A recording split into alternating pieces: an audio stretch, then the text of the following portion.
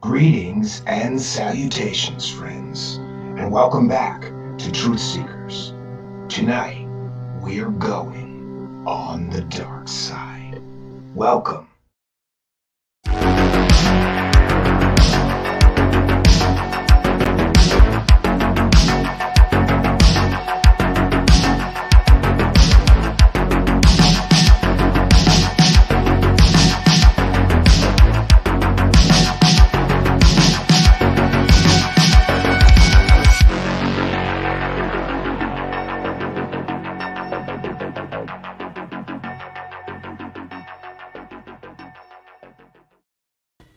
Greetings and salutations, old friends and hopefully some new friends.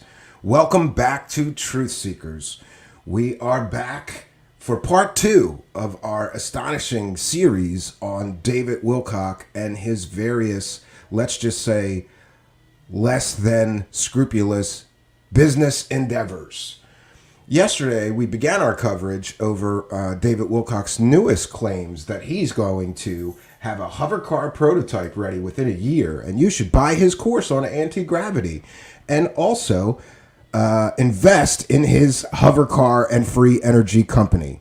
But before anybody parts with their hard-earned money, I thought it was especially important that we present a history of some of the less than ethical things that David Wilcock has been involved in. And there are many to choose from. So many, in fact, and we have covered so many of these various, I'm calling them scams. I believe that is a fair assessment of some of his business dealings, calling them scams. There were so many that we have covered previously, and I realized that what we really needed to do is collect all of the data and the proof of these unethical business adventures of David Wilcock over the years into one exciting presentation. And I'm happy to say that thanks to the kindness and the generosity and the support of Spooky, please do buy her a coffee. There's a link in the About section of our video for helping out. Spooky helped me all day with this presentation to create these slides. And Jonaside, we've got slides for you tonight. What an exciting night. We finally get the slides that Jonaside has been asking for. So David Wilcock has been involved in so many things that I would call scams, or things that appear to be scams, using fake sources, GoFundMe scams, PayPal donation scams, all of which the internet never forgets. Now, it's important that I point out that a lot of this information is being slowly purged from the internets. David Wilcock is deleting all of his Facebook posts concerning the Pete Peterson GoFundMe scam. His posts promoting that GoFundMe have been deleted from Facebook and are unrecoverable as they were not crawled by Wayback Machine. But it's okay, because we have the substantial and supportive proof of his involvement in that scam, and we will present it to you tonight. We've got the Emery Smith PayPal donation scam. We've got the Convergence Pictures LLC invest in my film company that never made the film after 4 years of collecting donation scam. Now we've got what I call the David Wilcock Spiritual Foundation charity scam, in which for 3 or 4 years now he has collected charitable donations and has only shown us where the first year of donations went, where he collected something like $70,000 and did not manage to perform any charitable acts with the $70,000. Instead, spending the money on things like travel expenses, software, and equipment, and never actually doing any charitable work with $70,000 worth of charitable donations. And my friends, that is just the first year of charitable donations, and the only year he disclosed, which he's required to do by federal law, how much he actually has collected in donations and where all the money went.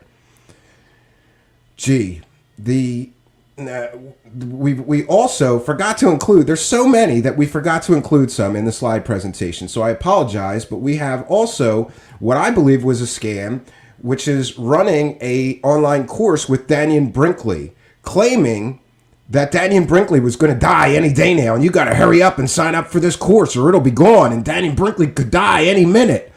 Well, that turned out to be completely made up fairy tales. And this man pretended, I suppose, that one of his friends was deathly ill in order to sell more online courses. Great guy, David Wilcock is. Such a spiritual man, such a spiritual guru, right?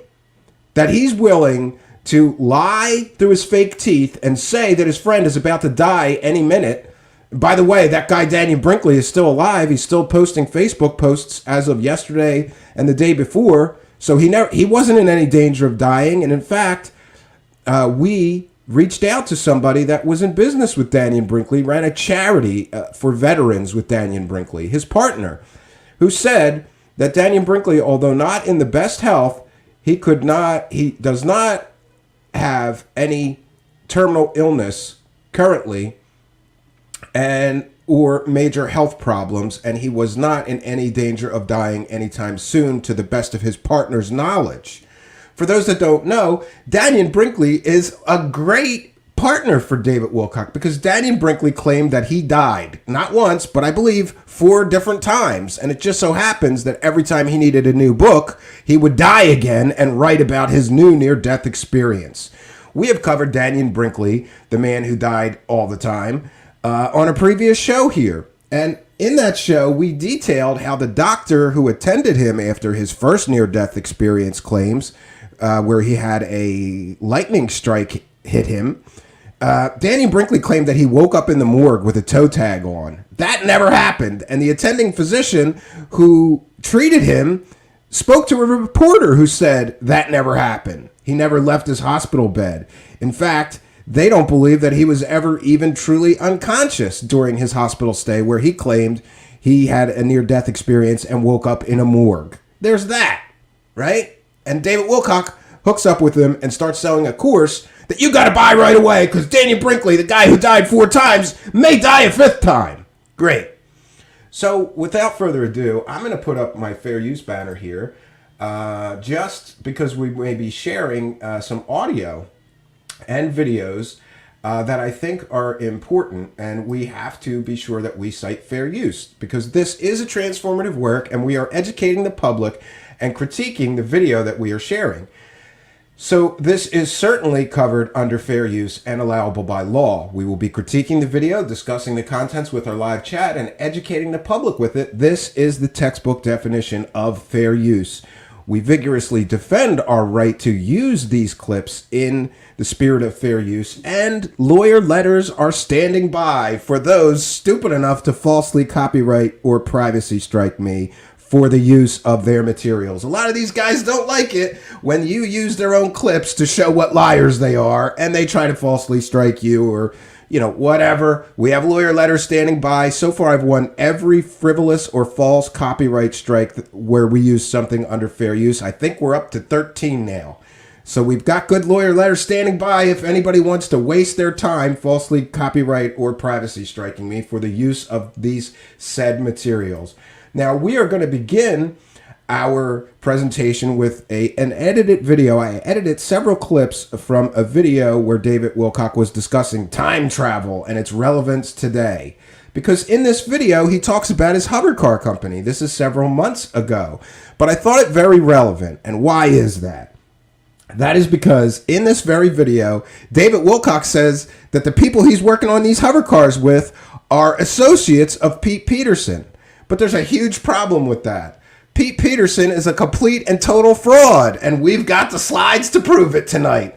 Pete Peterson was a senile old man who made fantastical claims about being an early computer pioneer, about working for the Russian equivalent of NASA, working for Ronald Reagan. Turns out all that is fake, and he never did any of that. His education is fake. He's not a doctor, even though they call him Dr. Pete Peterson. His doctorate apparently came from a college that does not exist. We've got the proof. We'll be sharing it tonight, but we're going to begin with this video file, which is edit together statements where he mentions that the new adventure he's starting with this hover car company, he's doing it with associates of Pete Peterson. But there's a big problem with that, because how does a known guy with a fake education, fake computer background, who was performing pump and dump stock scams shortly before his death and other let's just say, less than ethical business adventures. How is working with that guy's associates going to work out? Since he was a complete and total fraud with a fake education, a fake background, fake claimed credentials, fake awards he claimed he won that he never did, fake education. Great. So now he admits in this video that the associates of Pete Peterson are the ones that are helping him create this free energy devices and these hover cars. Then he says that he's going to be using the patents that were recently released by Salvador Payas and the U.S. Navy to create the hover car. But the problem is, ask any scientist to look at those patents. Pete Peterson claims the patents tell you exactly how it works. The problem is that those patents were released over a year and a half ago, maybe 2 years ago now. And so far, nobody's looked at the patent and created a free energy device or a working anti-gravity craft. But David Wilcock claims if you invest in his company, he's going to be able to do it, where every other real scientist that looked at those patents said there's no proof that this is a workable system. Great. All right. So we're caught up. We're going to be sharing this video. Working on hover car technology right now. I'm not there joking. we go.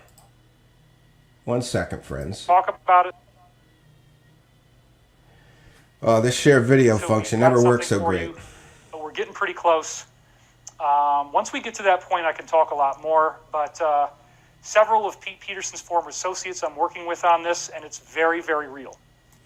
So he's using associates of his former completely and totally fake source to create a hover car. So this fake source with a fake education who was performing pump and dump scams, yeah, he's going to use that guy's friends to create a hover car. I wonder how that's going to work out for him. I mean, this is crazy. Bear with.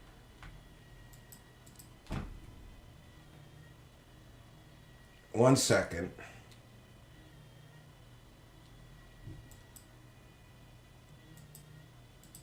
Oh, junk.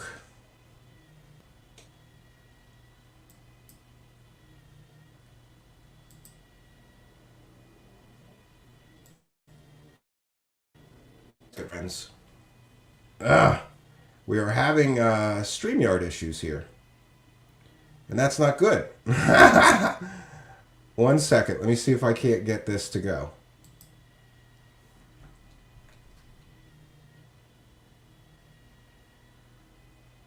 Okay, 1 second, friends. Just bear with me. I think the issue may be RAM because I have a great deal of things open here. Yeah. 1 second here.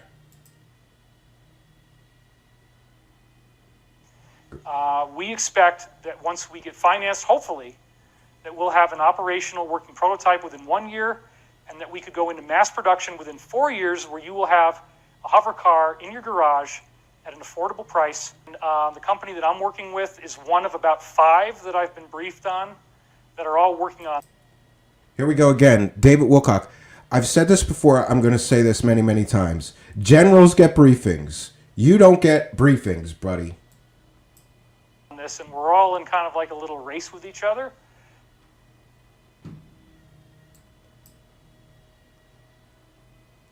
Yeah, I'm sorry for these issues.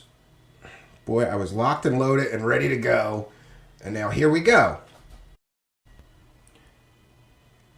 Justin Kropa is here asking for slides. Yes, I'm trying to oblige you here. Just bear with me, friends.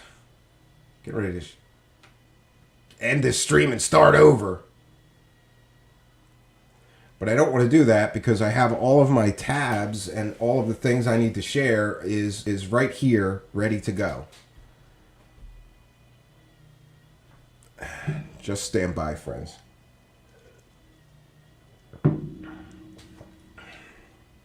We're going to give up on this video in a moment if things do not improve.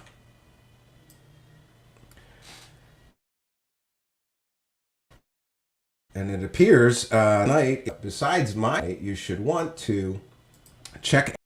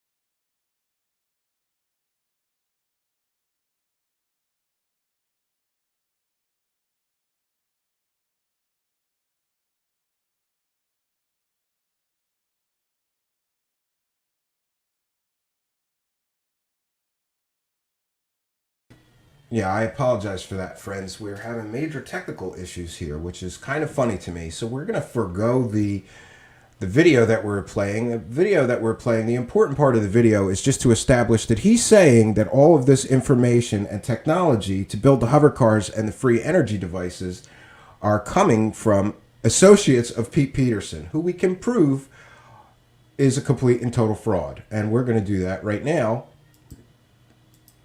1 second, friends. Let me share my browser tab. And thanks to Spooky, this slide presentation is called David Wilcock and the Saga of Scams. So here we go. Now, it's important to realize that this entire hover car and free energy scam is built on Pete Peterson. You may ask yourself, who is Pete Peterson? Well, here's some claims and some evidence about Pete Peterson. The first claim that I came across that I found extremely suspect, because I have a background in computer science and I've been a big computer nerd since I was 8 years old, is that Pete Peterson claims he was an early computer pioneer who beat Apple, Commodore, Tandy, and Atari and more to market the first alphanumeric personal computer. And he said that his computer was bought by all major universities and major businesses. So here's some evidence. First of all, I'm very familiar with early computers. I never heard of his computer or his computer company, which, by the way, laughingly, his computer company was supposed to be called Cyberdyne. You know, the same company that made the Terminators. Great. Nothing suspect about that. So the evidence is that we called 10 vintage computer museums all around the world, and no one that I talked to ever heard of Pete Peterson, his company, or his personal computer. Further, we talked to early computer pioneer David Haney of Commodore and Amiga fame. He never heard of Pete, his company, or his computer. And he says there would be record of this in a magazine article or some history supporting his claims, and there is none. So that's a good indication that all of his claims are fake and fraudulent. Further, I asked every computer nerd I know if they ever heard of Cyberdyne Systems or an early 8-bit computer that this man created that beat Commodore, Tandy, Atari, Apple, and more to market. Nobody that I know, out of all the computer people I know, has ever heard of him. Now we get to the next claim of Pete Peterson. Pete Peterson claimed, in David Wilcock's book, Pete Peterson claimed, invented, and by the way, David Wilcock has been making money off of this fake source for years and years and years. He did a Gaia TV show with him. He wrote a book about this guy's fake stories. He got paid at conferences to talk and tell stories about this guy. All of this guy's background, education, and claimed work history are completely and totally fake. Here's another claim. He claims he invented a revolutionary central processor that had 40 cores and was 50 times faster than any available CPU. Now, what's the evidence?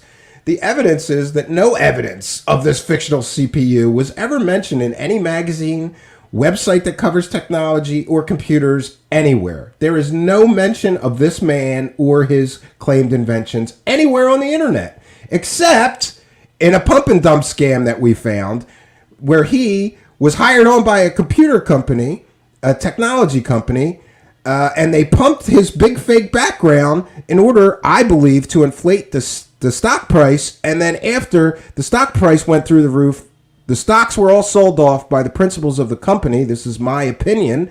And then the company went out of business. It is a fact that they pumped this man, this fake technology guru, early computer pioneer that never was, to investors, claiming that he would revolutionize their company. Then the company went out of business shortly after hiring him and highly publicizing his hire as being game-changing for their company. This claim of 40 core processor 50 times faster than anything is likely another fake claim, because had he really beat Intel and AMD and Apple with CPU or silicon like that, he would be a billionaire. But instead, he died penniless and broke. This is the Media G3 pump and dump scam. Media G3 welcomes Dr. Pete Peterson, except there's a problem there. He was not a real doctor. His education and his claimed doctorate degrees are all fake. Yeah. A leading developer of broadband wireless products and services, pleased to announce the appointment of Dr. Pete Peterson to the company's board of directors. Now, again, this is PR for investors.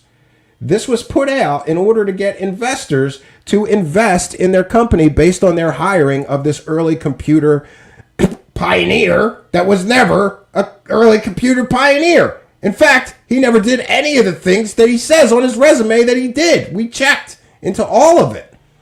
This, my friends, is what is commonly known as a pump and dump scam.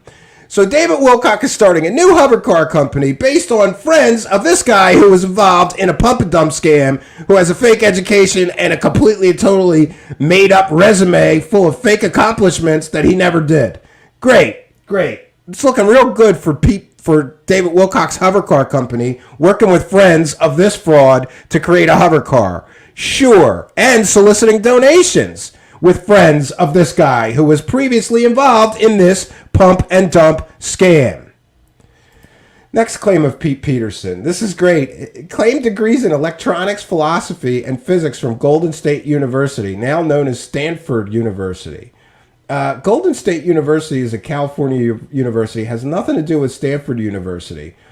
And the evidence we found is that we checked with Stanford University, and there's no record of Pete Peterson at Stanford at all. His educational claims are all fake. Also checked Golden State University. No record of Pete or Gary Peterson. It should be noted that his legal name was Gary Pete Peterson. Checked under both names, his education is completely and totally fake. So him being a doctor, completely and totally fake, made up claim. And David Wilcock always called him Dr. Peterson, right? Well, not always. He usually called him Pete, but sometimes he referred to him as Dr. Pete Peterson. When it was convenient to sell whatever garbage David Wilcock was selling, he said this guy was a doctor. No, he's not. Nobody could prove he's a doctor. Now, here is the Pete Peterson GoFundMe scam, which David Wilcock heavily promoted on his social media.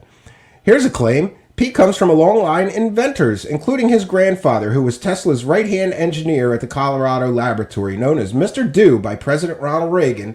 He is one of the top scientists, technology problem solvers, and is widely considered as the single most valuable and prolific inventor whose inventions remain highly classified.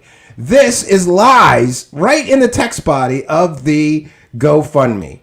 By the way, the GoFundMe made all kinds of claims about this man's home being invaded by deep state operatives who are destroying everything he owns and throwing him in dumpsters and rolling over them with bulldozers. Turns out that was a foreclosure, a legal foreclosure. Had nothing at all to do with the deep state or this man being a whistleblower. He's not a whistleblower. He's another in a long line of frauds that David Wilcock has used to sell fake stories about aliens. Now, here we go. The GoFundMe scam, and this has been... Jimmy Church tried to scrub this episode from the internet because Jimmy Church doesn't want you to know that he let David Wilcock promote an outright GoFundMe scam on his show.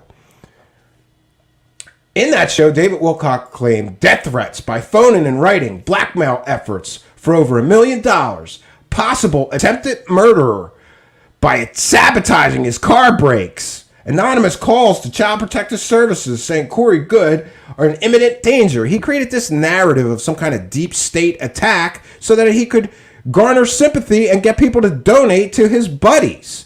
He claimed armed policemen were protecting the crime, with the homeowner guaranteed 90 days in jail if he comes within a mile of the operation. That's fake. We talked to the local police officers who told me it was a run-of-the-mill foreclosure on a home, and we've got the foreclosure documents that I can share and show you. I will link to them in the description of this video shortly after broadcast. And you too can read the foreclosure documents and find out that this so-called deep state attack that David Wilcock was pumping and asking for PayPal donations for, the text body in the GoFundMe is all lies. It's a normal foreclosure. David Wilcock says, there are just some of the actions we are calling the Dark Alliance. Enough is enough. Update. A miraculous outpouring of your public support has appeared for Pete Peterson. I am truly awed and humbled. Thank you. An emergency fundraiser for Pete is a vast, unexpected, purifying flame consuming the dark, We may yet win this for him. No. At the time that David Wilcock started soliciting PayPal donations, the foreclosure was already finished.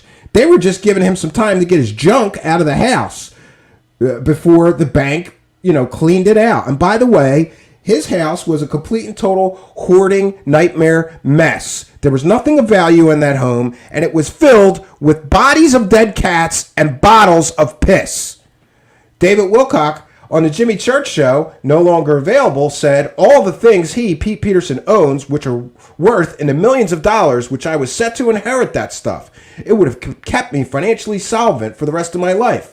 So I got to ask David Wilcock, because we've got eyewitness reports to what was actually in the house, David Wilcock. And what was in the house was dead cats and bottles of piss. What's worth millions of dollars there? What are you inheriting? Are you inheriting the dead cats? Or are you inheriting the house full of bottles full of piss from a senile old man? On DivineCosmos.com, it's posted that David was set to inherit at least a portion of all these valuables. Now we have David Wilcock promoting the GoFundMe scam on Jimmy Church's show, and we are going to share that, friends. Just bear with me. I have to find it, and we will share it. Hopefully we're going to have it. It appears as if using the share video function, which is something I don't usually do, I usually share from a browser tab, is what caused our technical problems. I'll be in touch with StreamYard later. I want to thank you for your patience during our technical issues.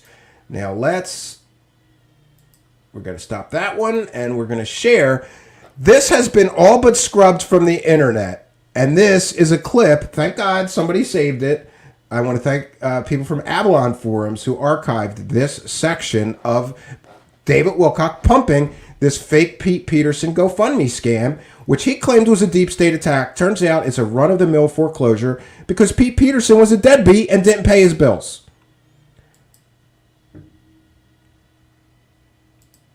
All right, 1 second, friends.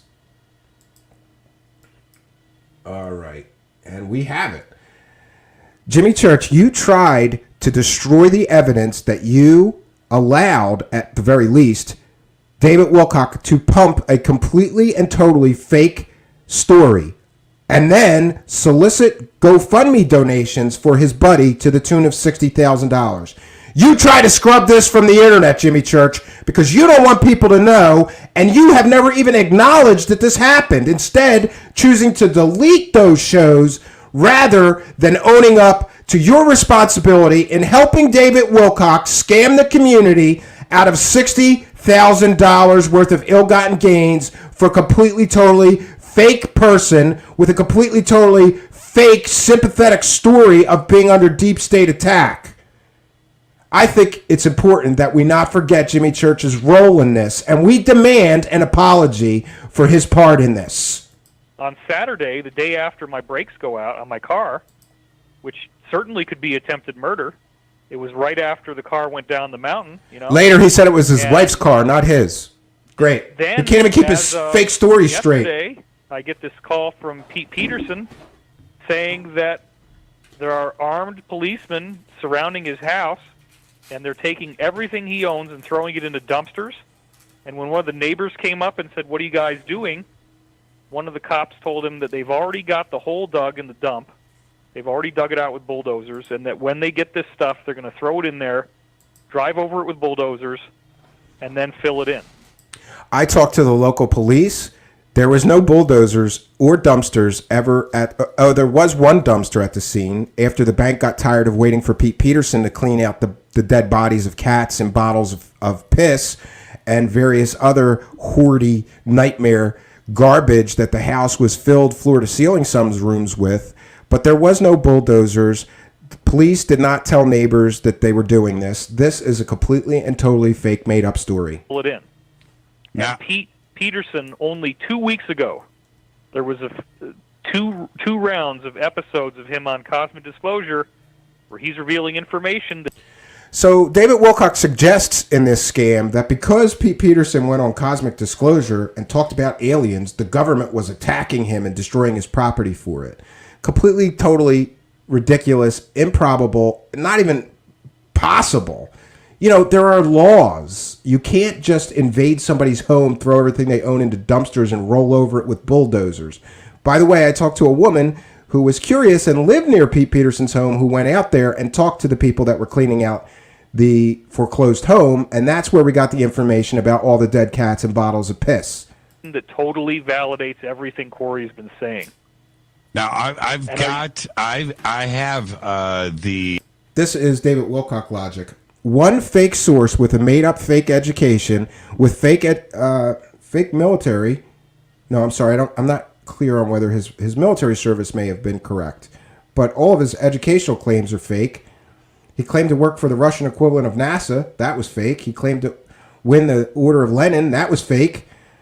So a fake source verifies that everything Corey Good, another fraud, has been saying for 20 years, 5 years, is true. Sure. One fake source confirming another fake source's fake stories is not proof, David Wilcock. That's weak. I'm pulling it up now, so when I have it ready, I'll let you know. But I have the message that Pete Peterson left you. And if it's okay with you, David, I will actually... Yeah, you can absolutely play it. It's a 1-minute clip, and it's very relevant. This is what I heard when I called up my voicemail, and after I heard this, I saved it, and I called him, and this is when we talked for an hour, and I got the download on what was going on. But I also saved the voicemail, and so today I recorded it so that you guys can hear what it actually sounds like when something this real happens to somebody, and he leaves a voicemail in 60 seconds, tells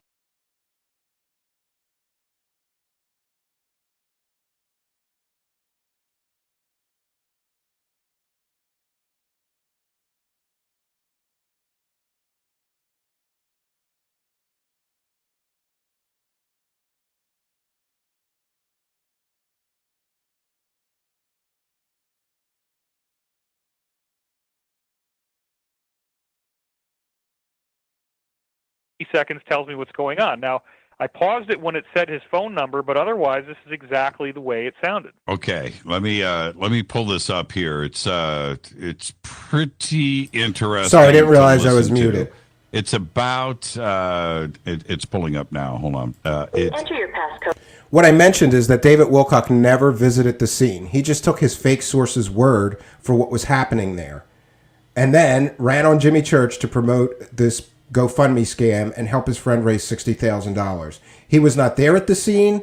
He just took his fake source's word for it. You know, the guy with the fake education and the fake computer company and the fake inventions that he never really invented. Yeah, he took that guy's word for it. Sure. Deep state attack. Sure. Enter your passcode, then press pound.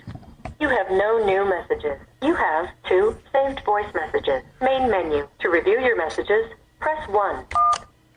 Voice. Message received at 6:14 p.m. yesterday from...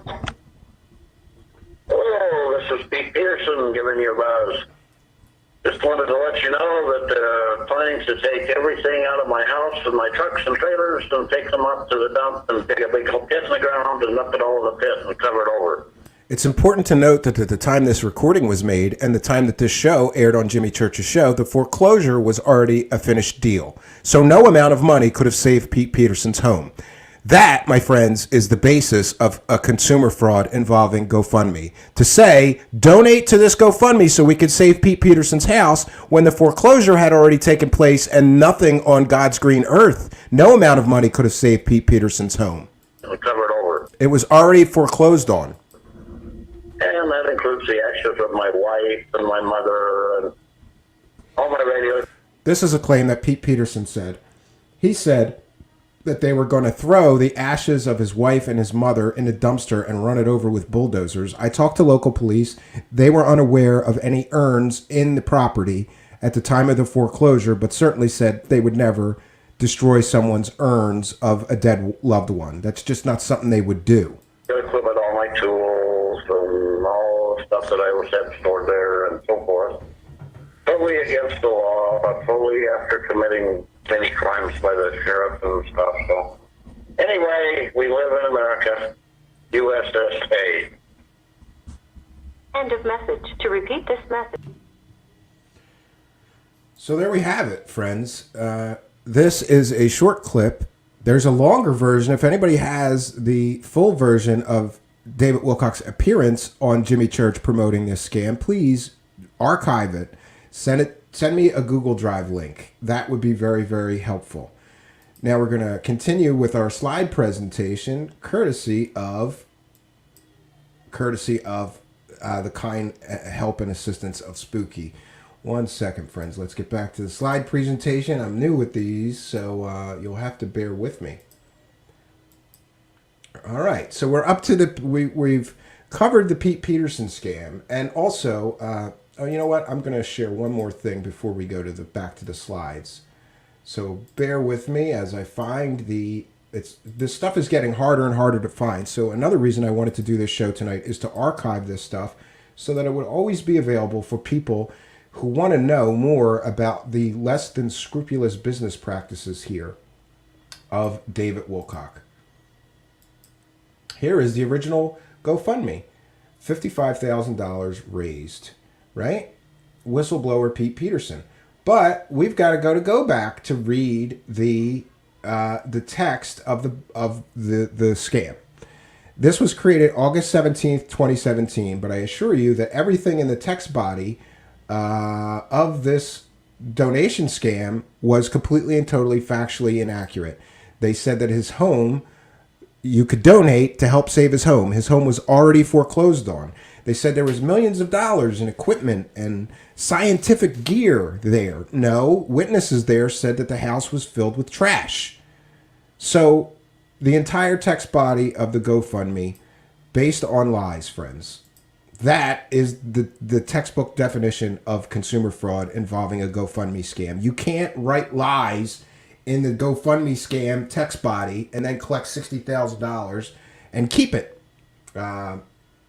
This is the kind of things that David Wilcock is, involved in. Let's get back to our slide presentation. David Wilcock and the Saga of Scams. This is our Google slide presentation. So that's the first of many, many scams that David Wilcock has been involved in, where he's asking the public for money for completely and totally fake, made-up garbage, right? And then we have the Pete Peterson foreclosure documents, which I can share. I'm going to provide a link.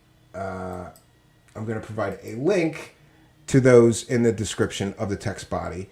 You'll have to forgive me because of our technical issues. I had that. Now I'm having problems finding it. 1 second.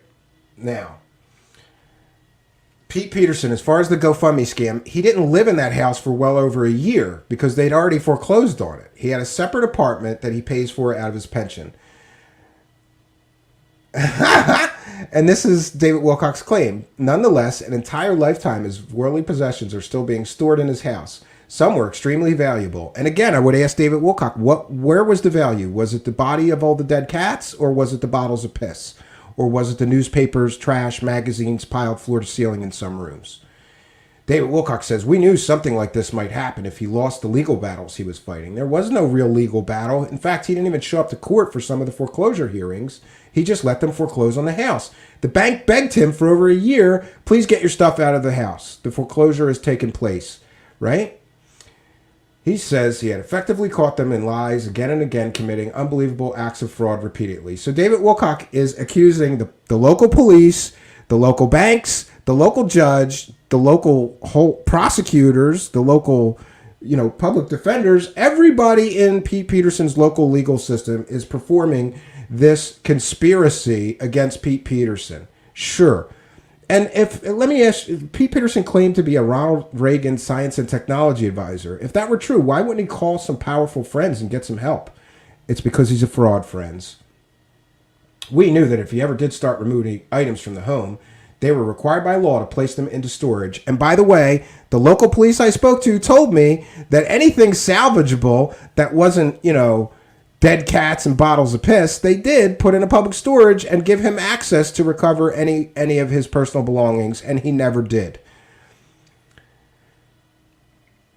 Here's David Wilcock. I was set to inherit these items. This is a very key point here. There was nothing else like this in the horizon of my life. This was it. Yeah, David David Wilcock was waiting for his friend to die so he could collect millions in scientific equipment that didn't exist from a fake computer pioneer that never did anything he said he was going to do. Great.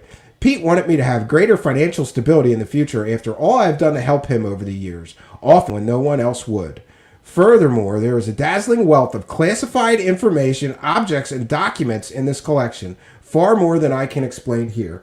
It's hard to believe, but it's true. I love how he has to put that in bold, right? This story's true when this story is completely and totally fake. Now, here's David Wilcock accusing both the police and the judge in this case of provable crimes, right? I tried to reach out to the judge in the case, did not get any response. Seizure of assets from an old California address Pete hasn't lived at in 18 years. Yeah, when you're doing a foreclosure, you serve every address you have, giving notice of the foreclosure. Now, we move on to the next scam. Convergence. Well, this was really before the Pete Peterson scam because this is back in 2009.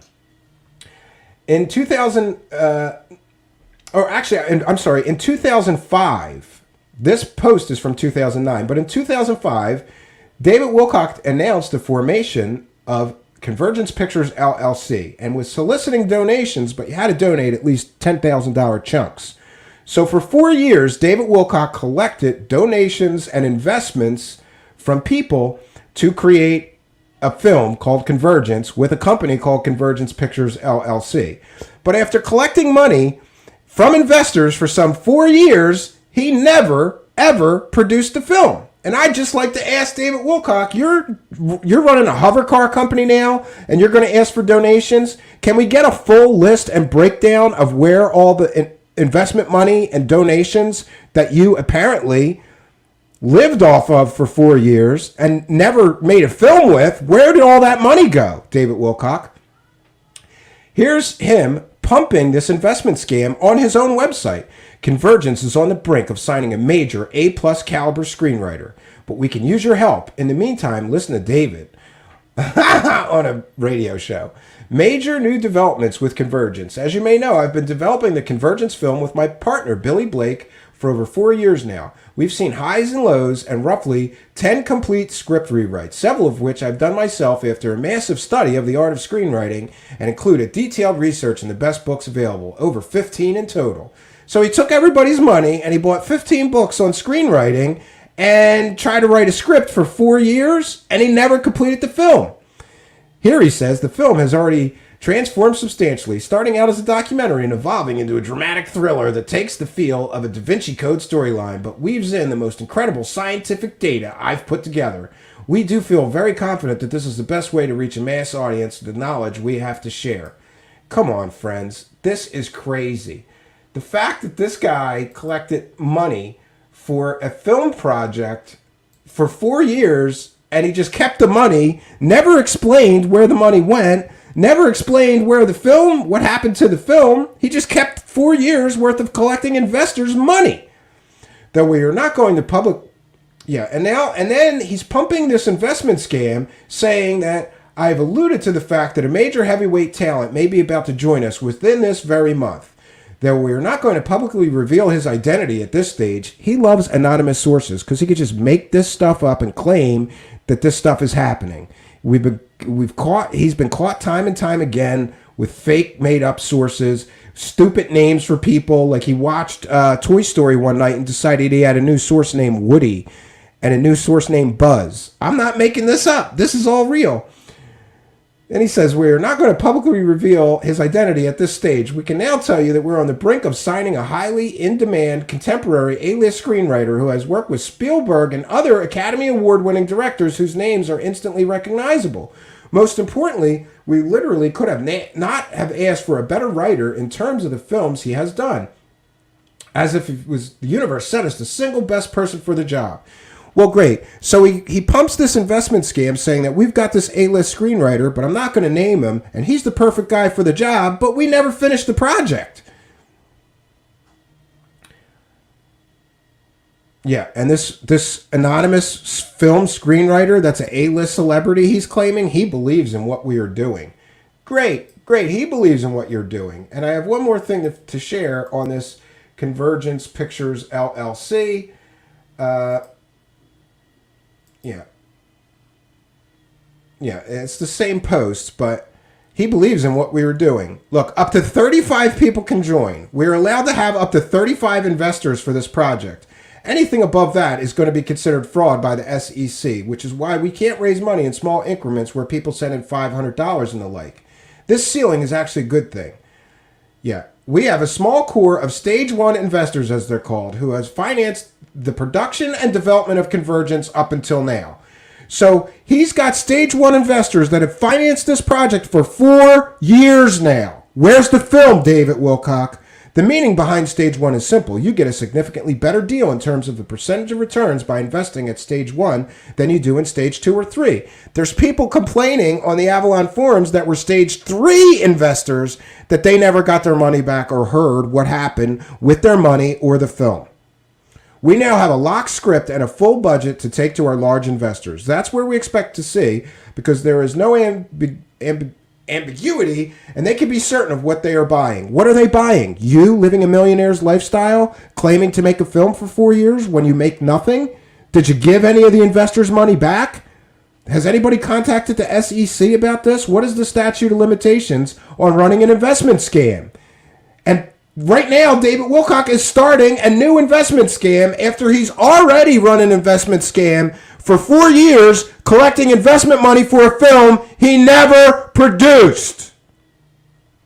Some lawyers actually have howled at us for what we are doing because the extra bonus percentages of our stage 1 investors receive will come directly out of our own portion of the revenue stream. What a great deal. The minimum buy-in is reduced to $10,000. So in order to invest in his film company, you just got to give him $10,000 for the next 2 weeks. It's a limited time offer. More on that later.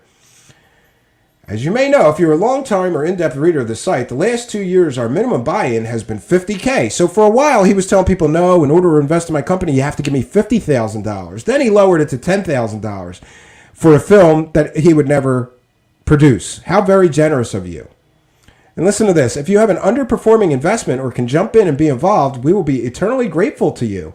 Yeah. He's going to be eternally grateful to you for giving him free money, because him and his partner never produced anything. They didn't produce 30 seconds of a film. After collecting investment funds, 3 rounds of them for 4+ years, maybe 5 years. I'm not sure how long this went on. Listen, he feels very confident that this is going to work, and it is one of several substantial developments that have suddenly burst into view at the same time. Yeah. He's working so hard, he's trying to work past the point of illness. Here, find out more. If you're curious and would like to know more, email my partner, Billy Blake, directly. From there, you'll get his phone number and set up a time to talk where we can answer any questions you have, which will include full disclosure of the writer's identity for serious contenders. We would love to have you join the team. What's the team, David Wilcock? The team is you and your buddy collecting money for 4 years and never producing anything. This never came to fruition. He never produced a film. He collected money for 4 or 5 years, 3 rounds of investment capital, and then never produced a film. To me, that's clear-cut investment scam. But what do I know? I'm not a law enforcement officer. So let's go back to our slides now, friends. And again, we're citing fair use as we're sharing portions of David Wilcock's oh, okay. I apologize. We did have a slide for the rest of this stuff, but we read it from his website. It's okay. And here's Convergence Pictures, LLC. The 2 principals are David Wilcock from Milton, Kentucky, and William Blake from Malibu, California. Limited liability company filed on November 14th, 2005. Right now, it is listed as inactive or out of business. So, collects investor money for 4 or 5 years, 3 rounds of investment capital, never ever produces a film, and the company goes belly up. Could this be a look into just what may happen with David Wilcock's new Invest in My Hover Car Company scam? I have a feeling that history repeats itself. And if he was able to collect money for 4 or 5 years and never explain where the money went, and more on that, because he's done the same thing with his Wilcock Foundation. The David Wilcock Spiritual Healing and Empowerment Foundation. We've covered this previously. He once listed all these charities on the Wilcock Foundation website that he said his charity supported. Well, there was an elephant one, a sloth one. We called all those charities. None of them ever received a dime from the Wilcock Foundation. The person at the Elephant Foundation said, no, they kind of mean support, like they did an interview with me to help us get direct donations, but they've never directly donated. I think that is extremely problematic. If you're going to have a charity and list all these other charities and tell people, donate to us because we support these charities, people are going to assume that part of their donation is going to those charities, and it never did. In fact, the Wilcock Foundation collected $70,000 in their first year. And what did they do with all the money? They spent it on travel expenses, software and equipment, and rent on a very expensive $1 million office or home, but they never showed any charitable works that they accomplished with $70,000. Now, why is this important? This is important because this fits David Wilcock's pattern perfectly. He pumped and he ran that Convergence Pictures LLC Invest in My Film scam for some 4 or 5 years, right? Let's just give him the benefit of the doubt and say 4 years he collected money, 3 rounds of investment, never produced the film. Suddenly that company goes out of business and he's on to collecting money in PayPal, in GoFundMe scams for him and his buddies. When that is finished, he starts a charity, a 501c3, and then only files his first year 990 form, which you're required to do by law every year. And this, my friends, is interesting because I have been pressuring him and his accounting firm listed on his charity's website as the accounting firm for quite some time. And I have been asking for the 990 forms. For those that don't know, the 990 forms are the forms that you are required by the IRS to fill out every year. It shows the public how much money you collected and what you spent all the money on. He's had his charity for 3 years now, going on 4, and has only filed one 990 form, which we described. He collects $70,000, didn't do any charity with any of that, just set up an office, bought a lot of equipment and software, a lot of travel and meal expenses, right? So I guess he's eating super fancy dinners because there was thousands and thousands of dollars worth of travel and entertainment expenses. So with your charitable donations, he's traveling and entertaining himself, but he's not doing any charitable work with the $70,000 we know he collected in the first year. Now, this is where it gets interesting. I have been pressuring him and his accountants. I've sent 10 requests, at least, asking for the 990 form so that the public can know how much money he collected in 2019 and what he did with the money for his spiritual charity. How much money he collected in 2020 and what he did with all that money for his spiritual charity him and his wife run. They have ignored all my requests. It is federal law that they have to give the 990 form to anyone who requests it within 30 days. I've checked every week with the IRS.gov website. He has not filed his last 2 years of 990 forms with the IRS. I believe he is in violation of federal law for not doing so, and is also in danger of losing his charitable status. If you don't file 3 of those in a row, they automatically pull your 501c3 license and you can no longer take charitable donations. But here's what's interesting. After refusing to give me the 990 forms, as he is required to do by federal law, 10 requests, he won't tell me or anyone who asks for it where all the money went and what they spent it on. Now, he's right now starting a new business, for-profit business, where he's soliciting people for donations and funding. And what happens right before he starts the new business soliciting donations and investors from the public? Well, he's been pumping this Wilcock Foundation for the past 3 years. Now it appears that the donation links are broken. The site can't be reached. Look at that. Interesting. And the donate button We can't complete your donation. This organization's account is inactive. Why is that? And isn't it a little suspect that right as he starts a new business soliciting donations and investment from the general public, his old money source that he's been pumping for 3 years suddenly stops taking donations, charitable donations? It's as if he runs the course with these send me free money things for years, and as soon as they're no longer working, he starts a new send me free money scam. I'm calling these things scams. Until I'm proven otherwise, I feel confident in my analysis. Why would you suddenly stop taking donations for your charitable organization? Why would you refuse to offer to the public, as you're required to by federal law, the proof of how much money you are collecting for your charity and what you are spending the money on? Now, let's go back to our slide presentation because we're not done. We are not done with the saga of David Wilcock scams, friends. It's just there's so much. So now his spiritual healing and empowerment, I think that's going belly up. Just like Convergence Pictures went belly up before this. He's no longer taking those donations because now he wants investors to invest in his hover car and free energy company. Here is his 2018 filing, and we can see, look at this. Look what he spent. He collected $70,000. He refuses to release the filings for 2019 and 2020. What did he spend $70,000 he collected on? Well, look at this. $10,000 in telephone expenses? Or is that supplies? Yeah, that's supplies.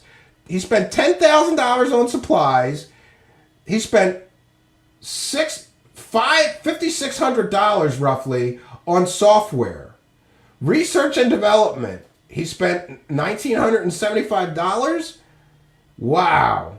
Meals and entertainment. He spent $4,000 of your charitable donations on meals and entertainment. Friends, I don't know about you. I don't have rich tastes, but how many times do you think you could eat at a decent chain restaurant? Like, let's just slum it and even say Applebee's with $4,000. I don't know. When I go, the four of us, me, my wife, and the kids, it's like, $60. That's an awful lot of meals and entertainment. $4,000. What is he eating for $4,000? Oh, and you paid his internet bills too. He bought computer supplies to the tune of $759. Bank fees. Oh, look, you're even paying some of his auto expenses with your charitable donations. Great. He charged you for the website design of his charity, right? He charged the charity for his telephone expenses for the year. And here we see, this is dated July 15th. And this is my last request. And this is to his accounting firm, somebody that I was talking to there named Julissa. I said, this is my second request with your business, that's his accounting firm, for the 990 forms for Wilcock Spiritual Healing Foundation, which your company represents. My last request was made more than a month ago, June 8th. I still have not received these forms from you. As far as I know, any charitable organization has 30 days to provide those upon request. Previous to my request with you, I have emailed both David and Elizabeth Wilcock and requested these forms for 2019 and 2020. I have also requested these forms in their YouTube comments section and by using the contact forms on both their website. It will be very difficult for them to claim that they did not get these requests, which I have carefully documented for months and months now. Please advise, is your company just refusing to provide these 990 forms I have requested? Previously, you promised to get back to me and never did. Please advise. Stephen Cambion, host of Truthseekers. And no, they never got back to me, and I messaged them several more times. I made it a habit of messaging both David Wilcock and Elizabeth Wilcock and the accounting firm once a month for the past year, I'd say. Nobody has ever gotten back to me. David Wilcock does not want you to know what he spent all the money on. Look at this, $4,000. He spent $4,000 on furniture out of his charitable donations. Oh, I'm sorry. $5,000 on furniture and fixtures. Machinery and equipment, he spent $4,000 roughly.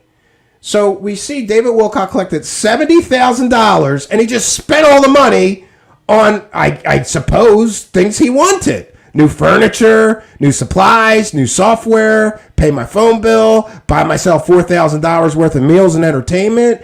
Now we see some window into what happens when you give David Wilcock some of your money. He's not feeding starving children in Africa, friends. He's spending the money on himself, it appears. I don't see any charitable work for the $70,000 he created. Not one thing did he do for charity. He just spent all the money on whatever he wanted. But he wants you to invest, right? He wants you to invest. Okay, and I do have to mention this Liz Lurie, because I should mention Stina Maria is the person who uncovered David Wilcock starting his own charity. She made a video about it, and what did she get? Privacy strikes, copyright strikes that were invalid. She was sharing public records. They tried to get her to take the video down, force her to take the video down. David and Elizabeth Wilcock did. Here's from Stina Maria. When my video first came out, it was hit with privacy violations from YouTube. I don't have screens of those, but they are in one of the videos. I think the video where I spoke about Cosmic Secret. Then when YouTube didn't do anything because it wasn't privacy violation, that's when Liz Lurie emailed me with a cease and desist letter. So here is a very angry lawyer letter. You are hereby ordered to immediately cease and desist unlawful activities directed at my client, Corey Good, including, but not limited to, business associates, as well as regards to him personally. And there's a separate cease and desist ordered to, where she's ordered to immediately cease and desist all defamatory, harassing, stalking, doxing, cyber stalking. She didn't do any of those things. This is for her clients, David Wilcock. And this is Liz Lurie, who wrote Corey Good's course that Corey Good sold and is right now suing Corey Good, to the best of my recollection. I don't know if that case is over. I thought they settled, but then somebody told me that they refiled. And some final points to make, friends. Some final points to make here, and that is this. 1 second here, friends. Let me just check in there. I believe that may be of some importance. Someone is pinging me, right? Someone is pinging me. So Liz Lurie threatens Stina Maria for doing nothing but making... so she got... Stina Maria got she got 2 cease and desist letters from Liz Lurie. Just a point of clarification. So, some final points to make, which are very important. David Wilcock's newest adventure is selling a course where he claims he's going to teach you the secrets of free energy and anti-gravity for just $333. And we also, there's a big problem with this, because there's a truth in advertising law. It's federal law in the United States, which says you can't outright lie in your advertising. David Wilcock outright lied in his advertising. What do I mean? I mean, in his advertising, he said that this was a special offer, a limited time offer that would expire at midnight Pacific Standard Time last night. But we can look on his website, and he just pushed the timer back and is still collecting money for this course. I believe right there, that is a violation of federal law, the truth in advertising laws. You can't say, this is a limited time offer, you got to sign up by midnight, and then just push the timer back and keep collecting money. This is the slimy kind of business practices that is the hallmark of a con artist. A con artist does that. Hurry up, operators are standing by. Limited time offer. You got to sign up for the course right away. Kind of like the Daniel Brinkley pitch. Daniel Brinkley, he's going to die any day. Limited time offer. You got to hurry up and sign up for my course. He tries to create a sense of urgency so people hurry up and part with their money faster because they think that it's some kind of limited time thing. It's not limited time. He's going to keep taking money for this right up to the minute before the course begins. And that alone, friends, having stood there in front of a camera and lied to his fake teeth, saying this is a limited time offer, is a lie and is therefore against the federal laws surrounding truth in advertising. That alone is illegal. But let's look, friends, and consider the history of the saga of scams that David Wilcock has been involved in for the past 10 plus years now and ask ourselves this very important question. What are the chances that people who invest with David Wilcock's new adventure to create hover cars and free energy devices in his secret hangar are going to get their money's worth, are going to be happy with their investment? What are the chances that David Wilcock, having failed as a fake psychic, having failed as Edgar Cayce reincarnated, some would say having failed as an author, because by multiple reports, David Wilcock buys his own books in bulk to get himself higher on the bestseller list. Having failed at being a television show host, having failed at running a film company, having failed at running a charity or doing any charity for the perhaps hundreds of thousands of dollars he collected for his charity. He was a failure at running a charity. What are the odds, friends? Having failed so much, he's a failure and a reprehensible human being for running a GoFundMe scam. Oh, and we have one final. I almost forgot. See? The David Wilcock and the saga of scams, there's so many scams that you forget some. You forget some, friends. There's just too many scams, and you end up forgetting some. So let me not forget one more scam that David Wilcock also pumped up on Jimmy Church's radio show. And that is the Emery Smith PayPal donation scam. One second, friends. I have an article here titled, "Did Emery Smith trick thousands to donate online over a drunken bender?" And this is from Boldly. An insider has revealed the backstory behind this photograph, which was allegedly used as part of a scheme to raise between $50,000 and $70,000 for Emery Smith, who it was claimed was the victim of a deep state attack by the Men in Black. Yes, you read that right. On December 29th, 2017, David Wilcock, a controversial speaker and author into the New Age and ufology field, posted what would end up being a 7,000-word blog post, which would generate almost 6 million views, detailing an amazing story of a shadowy deep state operatives who were obviously trying to take out Emery Smith and even kidnapped his dog. And this is from David Wilcock. Emery Smith is in the emergency room for the second time now in the last 2 days. The sudden health collapse occurred right after 3 black SUVs drove up and ran off with his beloved dog, Raven. And what we found out is, no, Emery Smith was drunk and let his dog out, and the dog went on the highway and got killed. He has a flu, high fever, and shortness of breath. Please read this new article immediately. We are calling for your prayers and, of course, your donations. And here is the blog post. It's still available now, and so is the PayPal donation link. ET Autopsy Insider Emery Smith hit with massive attack after coming forward. Do you see this narrative of him being under attack or having some kind of vast importance in the conspiracy world, and the government is always attacking him and his insiders? His insiders are frauds. Check out the Emery Smith coverage that we did previously to this, where his fiance comes out and tells the complete and total truth that he is just a falling down drunk, and he is not any kind of a, truth teller. He's not on missions. It's all fake. According to Wilcock, Smith was a former Black Ops program insider who worked for secret biological facilities deep in the New Mexico desert and personally autopsied about 3,000 different types of humanoid extraterrestrials. Sure he did. Even Emery Smith refutes that claim. He said it was 3,000 different tissue samples. Yeah. So here is, look at this. Palm Springs just picked up a dog from the middle of the Dina Shore near San Luis Rey, who was railroaded by 2 cars just ahead of me. I can't take her for the night even due to cats at home. We'll be willing to drop her off in the morning at the shelter. So somebody found his dog that got hit by a car. And here's Emery Smith. But if the deep state attack's not true, what really happened? The insider claims Emery Smith landed himself in the hospital visit, and that would be points on the curve who he's referencing here, after a 5-day bender of insane alcoholism and drug abuse, in which the former associate said he sat Smith down and advised him if he keeps up like this, he's going to end up killing himself. But what about the dog? As the insider describes it, Smith was drunk again, and he let the dog out at his car park not far from his home. He claims his wife was actually the one who then found the dog through the local Facebook group, which the screenshot Wilcock had posted to his blog.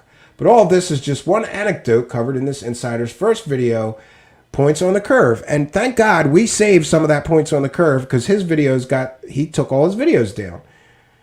It essentially debunks most of Wilcock's 7,000 words on this blog post, including Tales of Smith, when Wilcock was referring to him as unmasked source named Paul, who had similar run-ins with the deep state, including the killing of another of his dogs, crashing his car, and even breaking into his home and leaving a solitary armor-piercing bullet on his counter as a warning.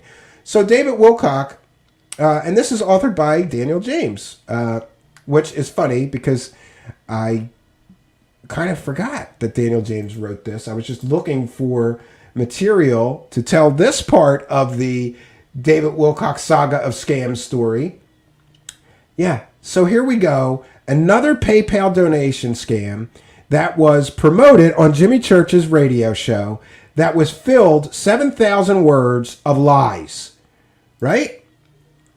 And now he's on to the new scam, which is that he's going to create hover car technology, and he needs you to buy his new course and give him a money bomb so that he can do what? Buy another $4,000 worth of meals and entertainment with your money?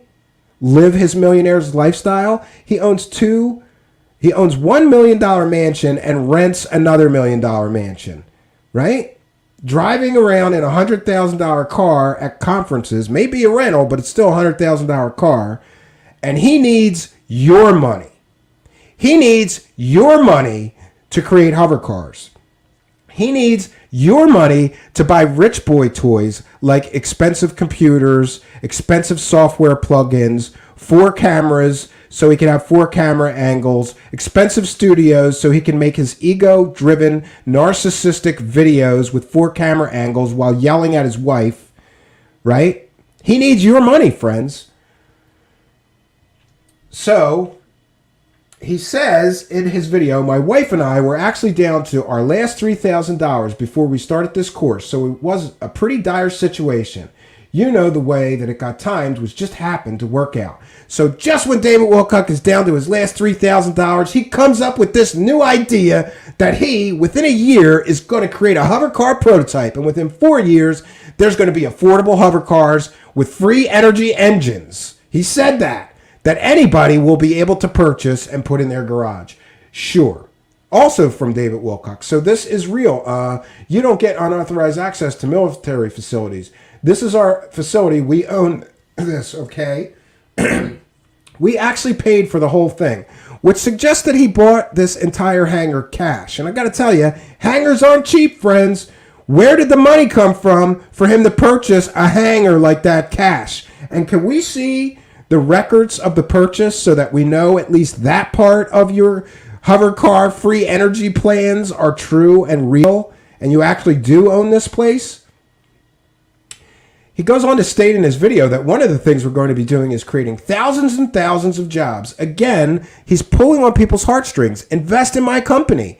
He states unequivocally in his video that if you buy his course, you too will know the secrets of anti-gravity and free energy. And I submit to you, friends, that if any single individual spends $333 for the course and they are then not able to build a hover car like he's promising you'll know how to do, then this, my friends, is just another in a long line of consumer fraud activity from David Wilcock. Now we have one final slide to share here. Who is Ben? Ben is his mysterious source that he says came from Pete Peterson. And in his video, he says, because I am working on a hover car technology right now, I'm not joking. I am not going to talk about it until we've got something for you.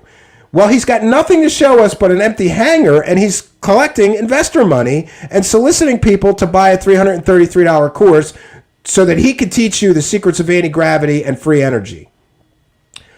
But hey, we're getting pretty close. Once we get to that point, I could talk a lot more. But several of Pete Peterson's former associates I am working with on this, and it's very real. This is David Wilcock's September 17th video. And I ask you, friends, if Pete Peterson is a complete and total proven fraud, How does he have associates? And what are the odds that his associates are not complete and total proven frauds like him? David Wilcock wants you to buy his course based on his anonymous source that he's not going to reveal until you buy his course. Some people have suggested that this source is David Adair, but I don't think even David Wilcock would go to that level of scamminess. But you never know, friends. He goes on to say, you won't want to miss this. Together, Ben and I will appear side by side, sharing new insights about ETs, the technology that is available for us to use right now, and how and why we are being called to meet and combat what could be considered pure evil at this time. I don't need to tell you that this is urgent because I know you can feel what's going on in the world right now. It all sounds very similar to the many ancient prophecies I have been sharing with you for well over 2 decades now. Yeah, the world's worst psychic who's batting 0. He can't show me one clear-cut thing he predicted that actually happened. But I, friends, can show you thousands of prophecies and predictions he made that he failed miserably at. Most notably, he recently predicted that Donald Trump would win the election in a landslide. Previous to the election, he predicted that. That turned out to be fake. He predicted that Joe Biden would never step foot in the White House. That prediction turned out to be fake. And it goes on and on and on. I could cite for you thousands of predictions, my favorite of which he predicted before 2012 that we would all get light bodies and superpowers, friends. I don't know about you, but I didn't get no superpowers. I'm kind of disappointed. I'm pissed off at David Wilcock. I was waiting for my superpowers. We were supposed to be able to telepathically communicate, levitate, all kinds of stuff, teleport. None of that happened. But now he's going to tell you that going from nothing but a patent that he found on the internet, which most credible scientists will tell you is not provable science that works, he's going to, within 1 year, create a hover car prototype, and within 4 years be full-on manufacturing them, all with American parts, with American workers. Friends, there's a chip shortage in the world. You can't produce any technological device without silicon, and you're not getting American-made silicon. So that statement is false, misleading, and a lie. He's not building any technological device without foreign silicon. It won't happen. I have a background in computer science. Trust me. Can you buy chips made in the United States? Not really good ones, not super advanced ones. And in fact, all major car manufacturers rely on foreign silicon. The Silicon Valley of Asia is where the chips are mostly manufactured. So for him to claim that he's going to do all this with American parts and American labor is misleading at best. And here we go. If you step into this course experience now, before the timer runs out or we hit capacity, the timer never ran out. He just keeps resetting the timer. So this is false, misleading, and false advertising and against the law. Because there is no timer running out. You just keep resetting the timer, David Wilcock. But he claims you'll receive an exclusive 2-hour to Insider VIP with Ben and me. Ben's true identity will be revealed to you first during the course experience, and together we will answer all your questions live. The direct live session with Ben is only being offered to you, an insider to my community. Look at this marketing garbage. And listen, the offer will expire today, September 22nd, 11:59 Pacific time. But then he puts a note. Sale was extended by request. After this, it will expire. Friends, you can check the website right now. The offer hasn't expired. He just keeps on moving the timer. Let me see if I can find it, friends. Yeah, and that alone, friends, is false advertising and against the law. You can't say this is a limited time offer and then just move the goalpost. You can't do that. That is against the truth in advertising laws in the United States. And it may be against international laws because, after all, he is selling his course to everyone in the world, not just the United States citizens. So he may be in violation of advertising laws in Europe, advertising laws in Australia, advertising laws in France, I don't know, Russia, the Soviet Union, former Soviet Union countries. All of these countries, many countries have laws against false advertising. Oh, extend it only for today. Here he is. He's still accepting. He took the timer down, but he's still accepting. Look, days, hours, minutes. The timer's not working now. But you could still register. So he lied when he said that this was a limited time offer. Because we could register for this right now, and I guarantee that he will. Yeah, there you go. You could register right now, and he'll take your money. So that's false advertising and a lie, my friends. A outright lie right on his public website, which is not very bright of him. Because it's a public website. This is accessible by the public and also by law enforcement. So, boy, friends, what can I say? We are going to stop the screen right here. We are going to take a short break with a musical guest because I got to blast the air conditioner. And when I come back, we are going to take comments, questions, suggestions from the live chat. So let me get rid of my fair use banner. And I once again want to thank Spooky for the help. We've had our first slideshow presentation. And Jonas, I don't even know if he's here, but he better watch this because he's been asking for slides for months. Okay. 1 second, friends. And if there's any super chats, we will address that when we come back as well. For right now, we are going to play a musical guest here and blast this air conditioner. I thought I could make it through, friends. Doesn't look like it's going to make it. So we are going to blast the air conditioner for a short time here. And I will come back to answer and devote my full and total attention to the live chat. 1 second, friends. We'll be...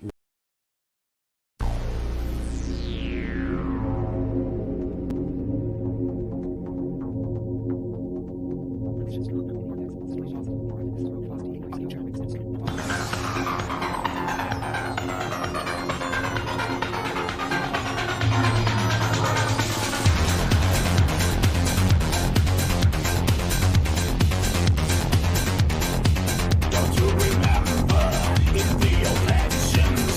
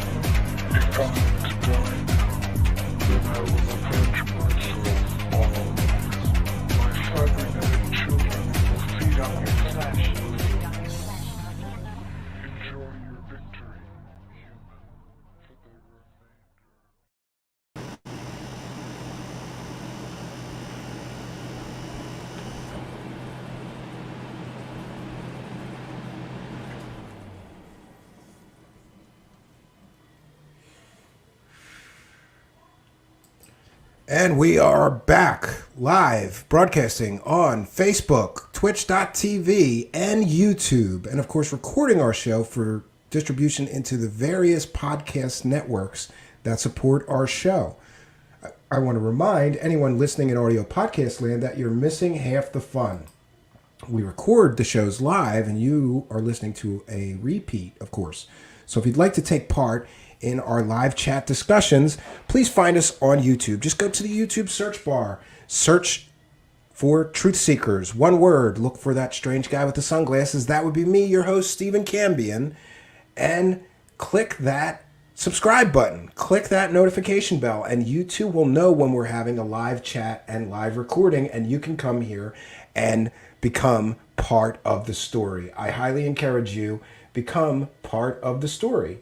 Now we're going to be taking comments, questions, and from the live chat, and I'll devote my full and total attention to the live chat. Thank you guys for your patience in our presentation of this presentation. A lot of data, very data-rich show, a lot of data to get through, and I want this stuff all on the record, and I will reveal more about why I feel it's important to carefully document all of these things on a future show.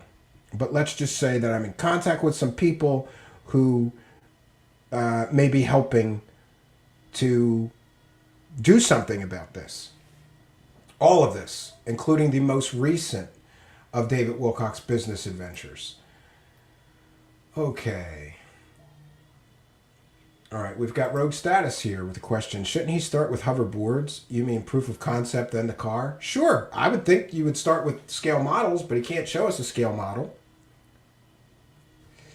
And if he can't show us a scale working model, why should we invest?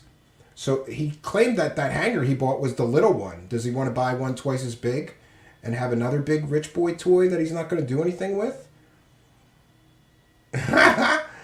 Mike Gambelli says, will the hanger receive a special delivery, a box of D's? Yeah, not that I'm sending him, but I may try to locate this, right? This so-called secret location. We've shown that we could do there. Jonaside is here, the man who demanded slides and finally got them. I hope you're happy with your slides, Jonaside. Shout out to Jonaside. Sixth Sense reminding everyone, please use caps for questions. We will get to them the best we can. Thank you. Yes, and I did check in for super chats, and we have not had any. So we are going to bounce out of here soon. Anybody with any super chats, please do throw them in the hat now so that we can recognize you. Thank you for your kindness, your generosity, and support. And the other way to support us is to, of course, please like, comment, and subscribe. Send some of our video links to your friends. Help us expand our reach here and reach more people. We consider it a public service, some of the things that we do here, which is to prevent or help prevent our community members from getting scammed by these fairy tale hucksters. Okay. Tractor Basil says, can you please make a Randy Kramer mask? Well, he's on my list, but he's kind of low. It's kind of punching down, so I don't know. Brock Lander's commenting that it can be in nice slides, but you're still missing the 3 camera angles. I know. I'm trying to do better. We actually have a multi-camera setup, Brock Landers, but I haven't used it yet. And we also have a new audio mixer here that I haven't used yet for various reasons. We're still trying to figure some of this technical stuff out.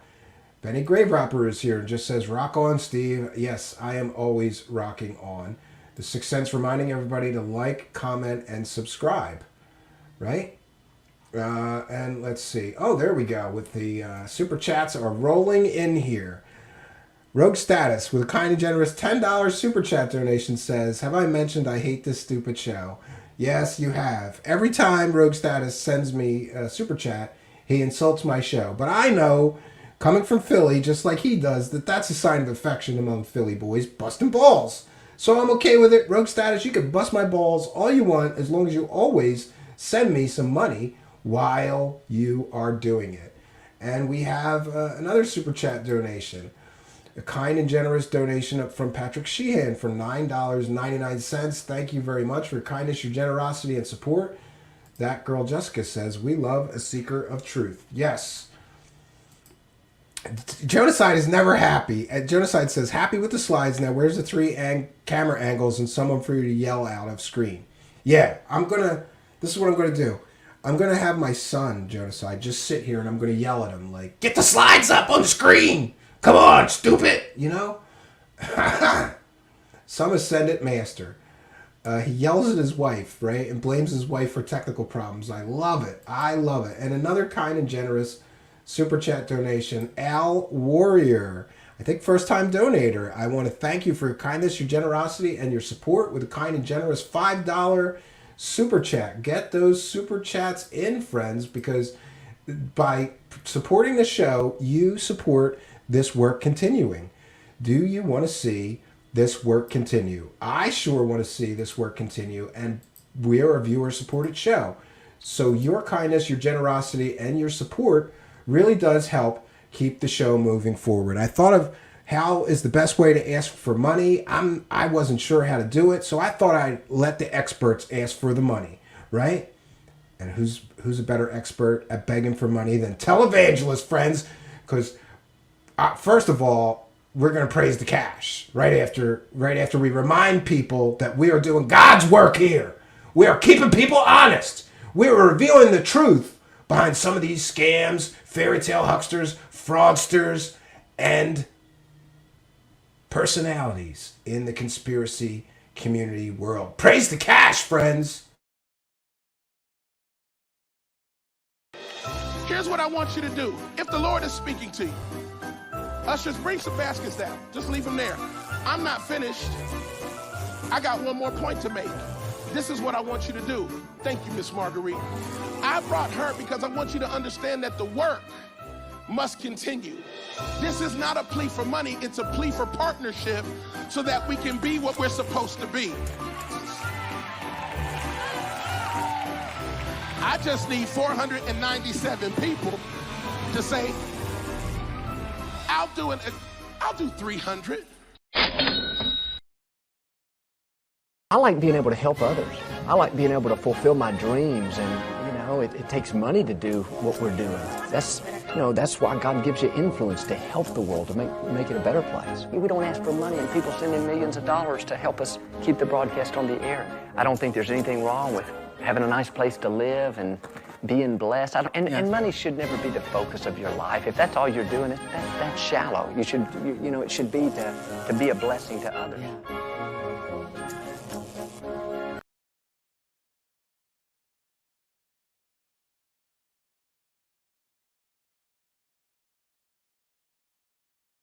That is God penetrating your heart. It's burning on the inside of you, and you need to make a vow of faith of $1,000. Oh, Bob, couldn't you say 25? No! You can't make a $1,000 vow of faith. I'm saying in faith.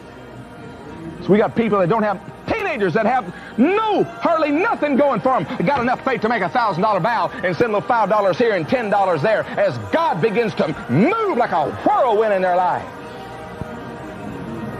Because they don't have that old programming of religion. But this isn't the way we do it in my church. Forget your church. I'm talking about what God says. And if you want the kind of miracles that are in the Bible, you're going to have to do what God said to do. And I've got the faith to believe they'll come to pass. This is hot soil for anyone that's got the faith to sow into it right now. I mean right now.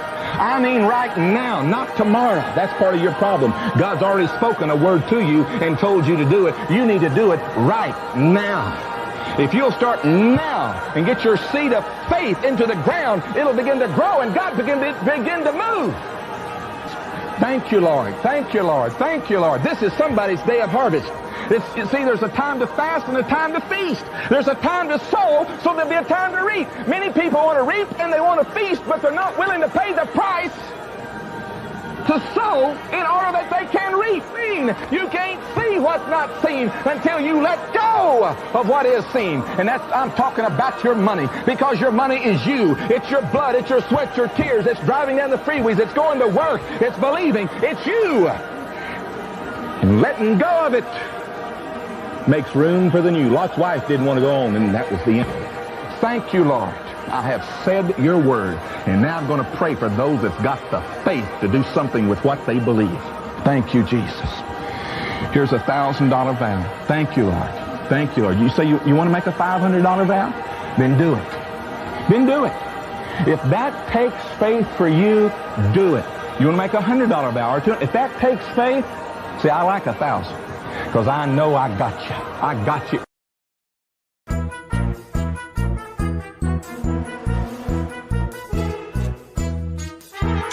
You're watching Truthseekers. Praise the cash, praise the cash.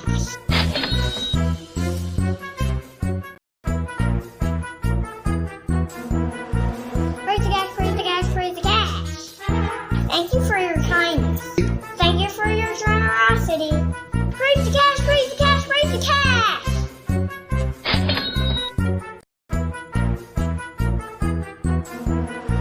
Praise the cash, praise the cash, praise the cash.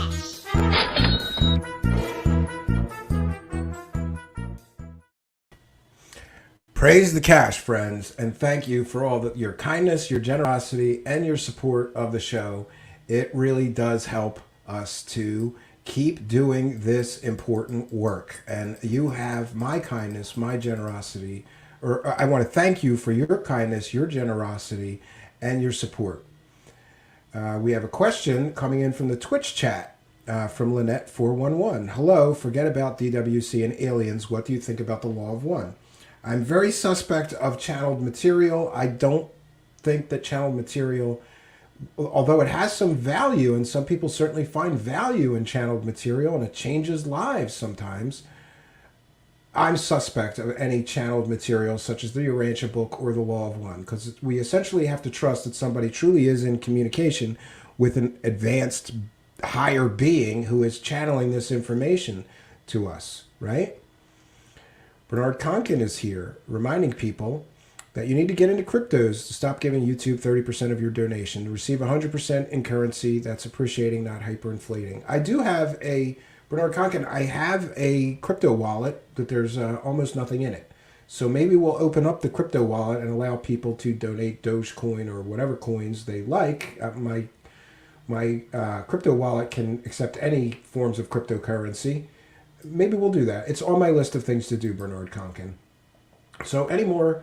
Zenzabal says, cash is king. Yes, it is. And I want to thank everybody, because every time that I've needed something here at the show, there was a little bit of money in that Patreon or PayPal account. I want to remind people you can donate by PayPal, and then we don't pay the 30%, right? If you donate by PayPal, we get to keep most of it. Yeah. And I want to thank Brock Landers for kind and generous. Did I miss some? Let me make sure that I didn't miss some. Yeah, it looks like I did. So I'm going to just read them all again, because I'm getting confused here. FGrave72 with a kind and generous $2 donation, saying the Truthseekers pulpit. Rogue Status, have I mentioned this stupid I hate this stupid show. Kind and generous $10 donation. Patrick Sheehan with $10. We have Al Warrior with a kind and generous $5 donation, saying keep up the good work, bro. Great, thank you for your kindness. We have Deviated with a kind and generous $5 donation, saying hovercar cash. Brock Landers with a kind and generous $4.99 donation, saying cool show, make sure the cash clown gets his cut.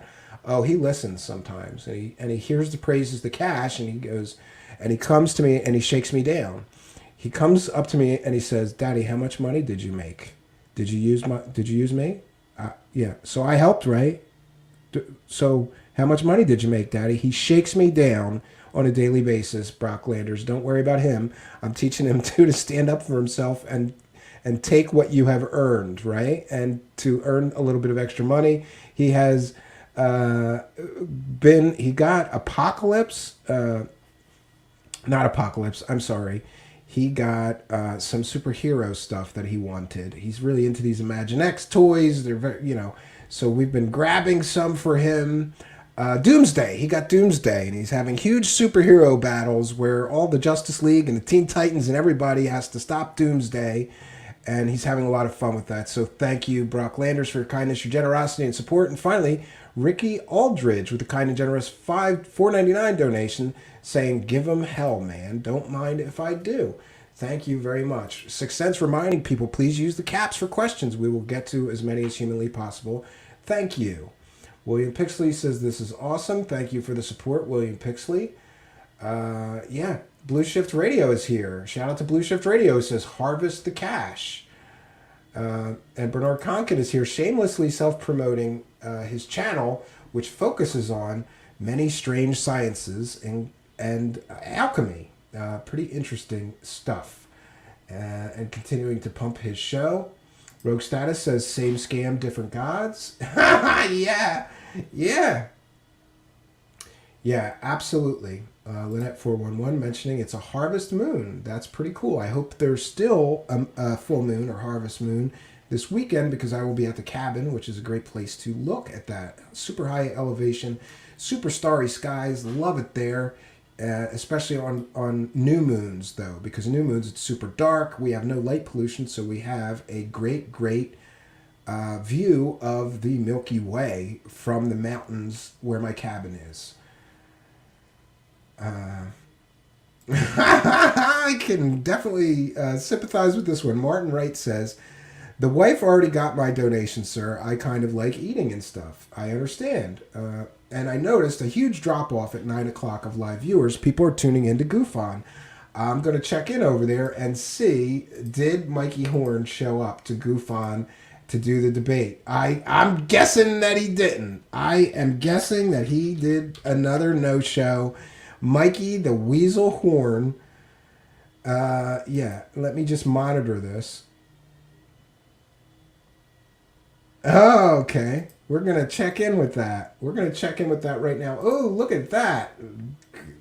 World Chaos 76 with a kind and generous $4.99 super chat saying, praise Truth Seekers, and I say praise World Chaos 76 for your kindness, your generosity, and your support. As you bless me and mine, I will likewise send out into the universe blessings to you and yours, World Chaos 76. Thank you for your kindness, your generosity, and your support, and helping us to praise the cash, friends.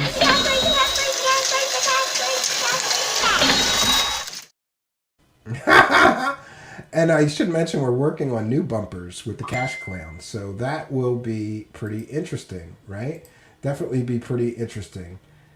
And also, I want to remind people that we have a way that you can not only help me, but also help Spooky, who helps us with graphics, helped us with these slides and all the graphics for the slides, helped us compile our research for hours and hours today, right? I'm going to be sending a coffee or two over to Spooky's Buy Me a Coffee, and there is a link in the About section where you too can buy Spooky a coffee for a few bucks and help her help me, which really, really does help us here.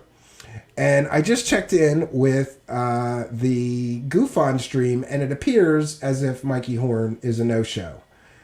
So we're just going to do a quick checking in on that. We're going to check in on that quickly. Oh, look at that. Vibe with me with a kind and generous $9.99 super chat saying, great show. I want to thank you for your kindness, your generosity, and your support. Vibe with me. We're friends on Facebook, actually. And I know, I'm not sure if you do a show or you just have a big interest in these topics, but you should message me because I'm looking for upcoming guests, and I think you would make a great one based on some of the Facebook posts that I see that you make. So I want to thank you for helping us to praise the cash, friends. Praise the cash, praise the cash, praise the cash.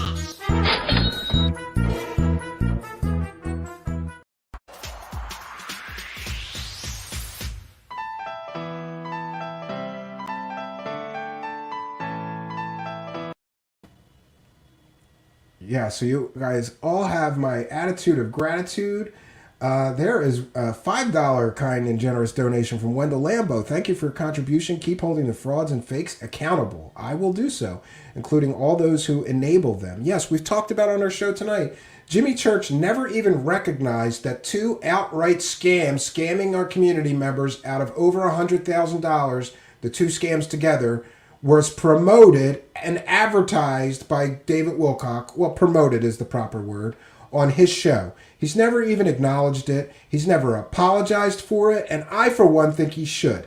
And it proves that David Wilcock and Jimmy Church don't care about our community. They view our community as a pool of victims. David Wilcock views Jimmy Church's entire audience as a pool of victims and has taken his scams to that pool of victims twice now, generating over $100,000 worth of ill-gotten gains for him and his friends. Great. Good job, Jimmy Church. So thank you, Wendell Lambo, for your kindness, your generosity, and your support. We appreciate it immensely. Praise the cash, praise the cash, praise the cash. Thank you for your kindness. Thank you for your generosity. Praise the cash, praise the cash, praise the cash.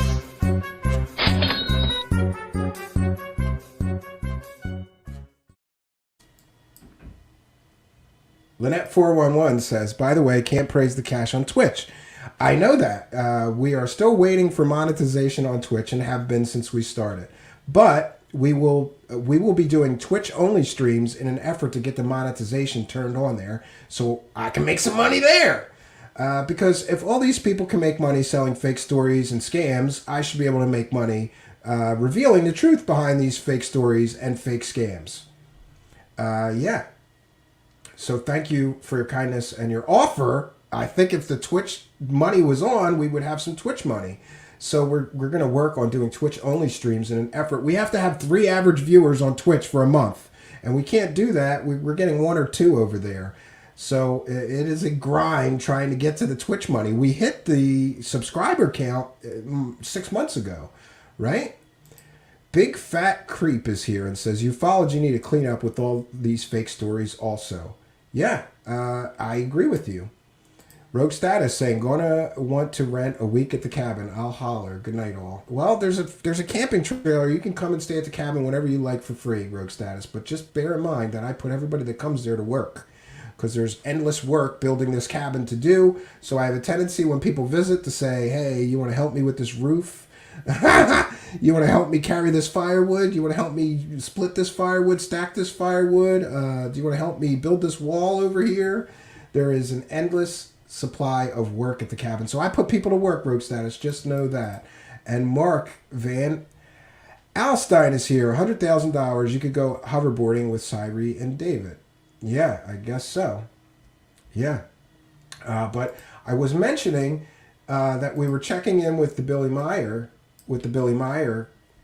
stream taking place on GoofOn, and it looks like, yes, Mikey the Weasel Horn has once again, for the 3rd or maybe 4th time now, requested and then weaseled out of a debate with Cal Korff. How convenient, right? And he's having a fit right now, and he is, he's having a fit writing all this garbage in his blog posts about me and Cal Korff and everybody else that disagrees. And it's a laugh riot, friends. It is a laugh riot. I'm trying to get my fair use banner, even though Rich, I don't think Rich would, but this is fair use. This is a transformative work. We're educating the public, and we're discussing the video that we're going to be sharing. So, yeah, let's see. It's Cal Korff giving... Showed Wendell these images. It's Cal Korff giving a presentation about what a fraud Billy Meyer and Mikey Horn are. In front of everyone on stage, I talk about that in the book, and I said, hey, we've got a problem. Not only are these models from the Dean Martin show, but the camera optics are backwards. If Meyer's camera was jammed short of infinity, f2.8, the girl in the back should be in focus more than the closer woman, but it's just the opposite. I'm going to push this back a little bit. And it shows you how to... Here we see Cal Korff just destroying Mikey Horn, and we have Robert Rivas as well there. with Rich from Goofon. Photos Calcorf could do an to be entire discussed. presentation here. these are- Fake ships of the Pleiades, how to fake UFO photos. Great. Calcorf's got the goods. Mikey Horn was a coward and did not show up to do the debate.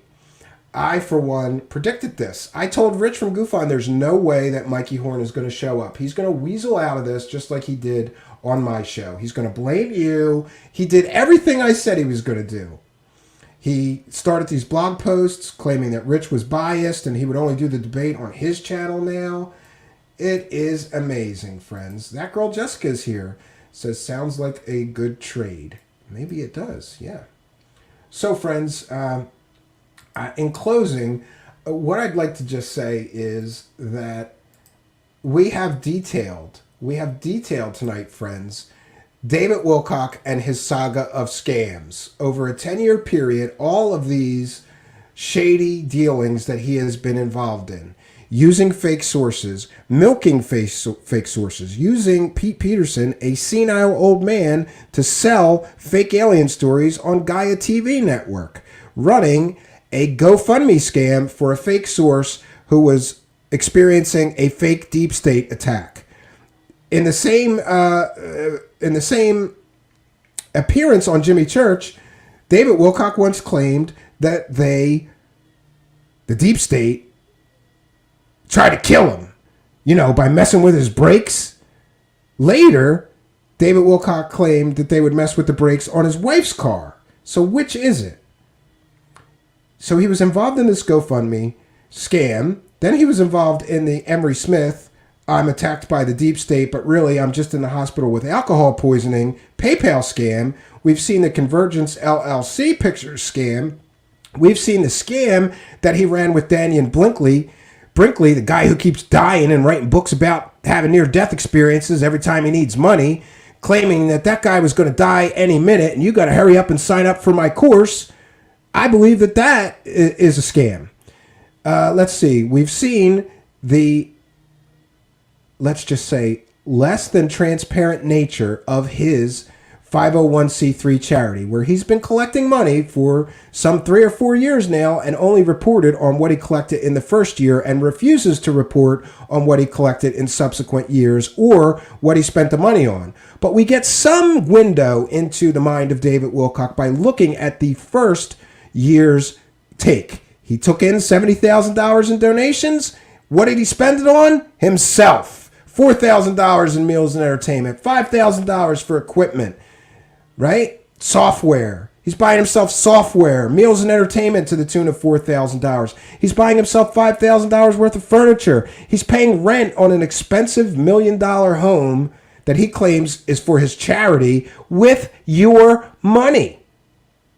Now we get to this, I'm going to build hover cars. You should invest money with me. So I would highly, highly caution anybody who's thinking about either buying a course from David Wilcock where he's going to teach you the secrets of free energy and you too can build a hover car for $333, or investing in his company he claims will bring a working prototype of a hover car to reality in 1 year. Friends, he's claiming he's going to do that with Pete Peterson's former associates that he's working with on this. Pete Peterson lied about being a Ronald Reagan Science and Technology Advisor. Pete Peterson lied about his education. He lied about winning an Order of Merlin Award. He lied about being an early computer pioneer. He lied about working for the Russian equivalent of NASA. But his associates are not going to lie, and they're going to share with David Wilcock the true secrets of anti-gravity and free energy devices. And I just want to mention that I have been following free energy scams since I was some 12 years old. And at 12 years old was the victim of some of those scams because I would buy plans on how to build free energy generators from eBay. And I was good with electronics and a soldering gun. I would try to build them. They never worked, friends. I have followed free energy and free energy scams since I was 12 years old. Not one person ever creates a working prototype that can be measured by real science as truly producing free energy. David Wilcock, He says that he has a 180 IQ, which would make him smarter than, Neil deGrasse Tyson, would make him smarter than Mickey Okaku, smarter than Elon Musk, and smarter, you guessed it, friends, smarter than Albert Einstein. He claims that he's going to crack the code to this free energy, and if you invest in his company or buy his course, he'll share with you the secrets of free energy. I would submit to you that this is yet another in a long line of shady business deals, some would call them scams, that David Wilcock has run. I highly caution anybody, please do not give this man any money so that he could buy more fake teeth, more makeup, more cameras, so he can have 6 camera angles instead of 4, so he could spend thousands of dollars on meals and entertainment. That's what he's doing with your money, friends. And based on his history, I have absolutely zero confidence that he is going to produce anything that works. What I feel is going to happen here, and this is my opinion and speculation, but I'm entitled to it, is that David Wilcock will repeat his pattern of collecting money for years for something and never show us proof of it. He's done it with this Pete Peterson GoFundMe scam. He's done it with the Emery Smith scam. He's done it with his charity. He's been collecting money for his charity for almost 4 years now, and he cannot show us one hungry mouth he fed, one person that's about to be evicted that he helped get a place to live, or he can't show us one homeless person that he helped, one well he dug. He cannot show us one charitable act that he did with his charitable foundation after collecting money for some 3 or 4 years, and he refuses to disclose where that money went. So I would submit to you, friends, that the likelihood that he's going to come through with the truth about free energy and anti-gravity is 0. He's going to repeat his pattern. Leopards do not lose their spots, change their spots, friends. He's going to continue the pattern. He's going to collect money for that for as long as he can, and then that company is going to go belly up, just like his Convergence Pictures LLC company went belly up after he collected money for that for 4 years and never produced anything. David Wilcock is a creature of habit. He is a sociopath, or he has narcissistic personality disorder and feels that he is too important to work for a living. And it is my hope that law enforcement will become involved here, because this is ridiculous that he has never been, to my knowledge, either criminally prosecuted or investigated for any of this activity that we have shown here tonight with valid and convincing, overwhelmingly convincing evidence of these being scams. So, friends, I'm going to bounce out of here because I'd like to hear what Cal Korff is talking about over on GoofOn and shredding Mikey the Weasel Horn. I want to thank each and every one of you, especially those who contributed some super chats. We're going to check in with the PayPal right now just to make sure we do not have a PayPal shout out to do. If you'd like to donate by PayPal, there's a link in the description. You just donate and you add a note and anything you want me to shout out, and we do so. So yeah, no PayPal donations, but I want to remind you, you can also sign up for a Patreon for as little as $1 a month. But there's other ways to support us, and that, my friends, would be, of course, what every good YouTuber knows, and that is that I have to appeal to you as my audience to like, comment, subscribe, and share these videos. It really does help raise us in the search engine. And I will say my daily prayer to the Google AI algorithm gods, please, dear AI algorithm gods, please, our AI algorithm god who art in the cloud, please find favor in us, raise us in the search engine, and help more people find us so that our show will continue to grow. Find favor in us and do not strike us down. In Google's name we pray, amen. So I've said my prayer, my hands are tied here. My life is in the hands of a Google AI algorithm. If they like us, we raise in the search engines. If you subscribe, if you share, if you click that notification bell, if you write a comment, the Google AI algorithm loves it. And I will love it. So please help us by doing some of that. It really does help. Amy Collins is here and says, great show, Steven. Superb graphic, spooky. See you next time, folks. Great. Good to see you. And I want to welcome Lynette411. You can go over next time. Please do. Come over to YouTube, search Truthseekers in the YouTube search bar, one word, and hit that like button, hit that subscribe button. Come and be in our live chat. And you too can help us praise the cash and throw some money in the form of super chats over here since Twitch won't let you do it. But thank you for holding down the Twitch live chat. You're probably the only one over there. Debbie Walker is here and says, great show. Thank you, Debbie Walker, commenting from our Facebook live video. Great. Crypto Alchemist says, giving you multiple views and likes, more accounts, more helping your algos. Thank you very much. So I want to thank each and every one of you for joining us. It has been my pleasure to present for you our presentation tonight, David Wilcock and his saga of scams. I consider this a work of, I consider this a public service. We may prevent more people from becoming victims of this person who is an obvious predator of people who are looking for something, right? He preys on people who want to feel important. You hear this pitch, become one of my insiders, right? It's absolutely disgusting to me that somebody who professes to be some kind of spiritual guru would be involved in all of these scams. And that, my friends, is all the proof that you need that he is not a spiritual guru. You will know them by their fruit. That's what it says in the Bible about real prophets. He is not a real prophet. And he does not pass the test of a prophet, because the test of a prophet in the Bible clearly states that if you get one prophecy wrong, you're not a true prophet, because God would not get anything wrong. David Wilcock has gotten hundreds, thousands of predictions wrong over the years. And we see the fruit that his tree bears. And it is as rotten as him, and as rotten as the tree bearing the rotten fruit. Rotten roots and a rotten tree will not bear good fruit. He's rotten. So until next time, friends, this is Stephen Cambion, reminding you that sometimes the truth is ugly, but it's still always worth having. Good night, friends.